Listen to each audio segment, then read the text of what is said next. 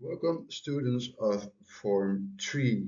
Welcome in this video about leadership, cohesion and interaction in groups and institutions.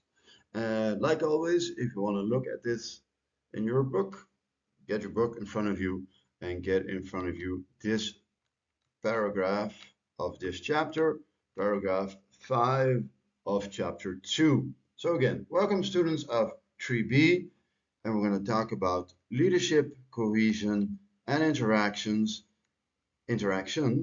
in groups and institutions. And if you want to look at the book, you can find the right information, what I'm talking about in this paragraph.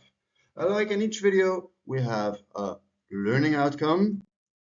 And the learning outcome of this video is that you have to describe and explain something. These are the so-called learning verbs or the behavioral verbs. I verben die comportation. These are about what you must be able to do when we finish this video. And these are about the requirements for cohesion in groups and institutions. You have to be able to describe them, the requirements, and you must explain the different types of interaction within and among social groups. So at the end of these 3 videos in total, this is the second one, you must be able to do these things, describe and explain. So when you go study this paragraph, please, before you start, begin with looking at the learning outcomes, like you can see them over there. Then the qualities of good leadership. Qualities of good leadership. Leadership tem papimento significa liderazgo. Aqui que está a qualidade não de liderazgo bom. Muita pensa tem papimento esse aqui. The success of a group often depends on the qualities of the leadership. So again, the better the leadership, the better the cohesion within the group, and the better the success of the group in achieving its goals. In most cases, a democratic leader will be most successful, will be able to achieve the goals that he or she has set out for himself or herself, particularly in engaging creative cooperation from members. A leader that listens to his members, in which there's a two-way direction, two-way communication stream, that there is delegation of responsibilities. So also the members have certain responsibilities, there's more chance that the goals will be achieved and that the democratic leader is successful. Yes, he or she has more chance. A good leader should have certain character traits. Yeah, so your qualities in character, patience, creativity, and attention for detail. Yes, these are character traits. E esse aqui, de líder, esse aqui está muito importante. Such as integrity. Integrity is a very important word in this video and in this paragraph. And what does it mean? Well, roughly, it means all of these things in this picture that you can see above. For instance, reliability is a very important character trait, but also consistency. Know what your members of your group have, what they see in you each time the same thing. Trust, bota confiável, yeah, bota encouragir, yeah, bota optimismo. Yeah, these are very important aspects that a good leader should have. Character traits. And the main character trait is integrity. Well, a good leader, besides that, should be able to communicate well with members, command the respect of members, initiate policies, and set up goals for the group, delegate tasks, like we saw just now in a democratic leader. Democratic leader delegates tasks. So also the group members, they also have certain responsibilities they have. And also, delegate tasks. Yeah, like you can see in this picture over there, delegate tasks. And also motivate members to achieve the group's goals. Yes, so he or she delegates tasks like who keeps the finances, who notes who is absent and who is present, who is creative and can do some marketing about our group goals. This is delegating, and motivating is like make people willing here to do what they have to do. Motivate them, members, to achieve the group's goals. Yes? And when talking about integrity, the leader has to display, like a mira, honesty, honestad, y fairness, justo. Yeah, so he has to be reliable. Yeah, when he has integrity, he has to be honest, he has to be fair, and all of these kinds of things have to do with integrity, a very important element of being a good leader, actually. Yeah, honesty, trust, also has to do with fairness. So these are very important in being a good leader. Now, we're further talking about aspects of interactions within and between groups. So we're talking about aspects of interaction within and between groups. Yeah, and we're first going to talk about the social aspect. So when talking about these aspects of interaction, we're going to talk first about the social aspect. Whenever people live and work in groups, there is interaction. So when you're in a classroom, when you're in your basketball team, when you're going to padvinderij, when you're meeting in Sambil or Punda with your friends, there's all kinds of interaction verbally, by talking, and non-verbally, by your gestures and the way your face expresses itself. This is interaction. This is a series of actions, of communications. So what is interaction? A series of actions or communication that takes place between people. And it goes on in groups all of the time. It never stops, this interaction. And again, this is a very important word in my explanation. Yes, the interaction is going on all of the time, like you can see expressed in the symbol above. The interaction is sometimes between individuals within a group, and sometimes is between groups. Like you have when you have like a sports team and you're playing a football or a basketball or a volleyball match against another team, or you're holding a debate towards another school team, you have interaction between them.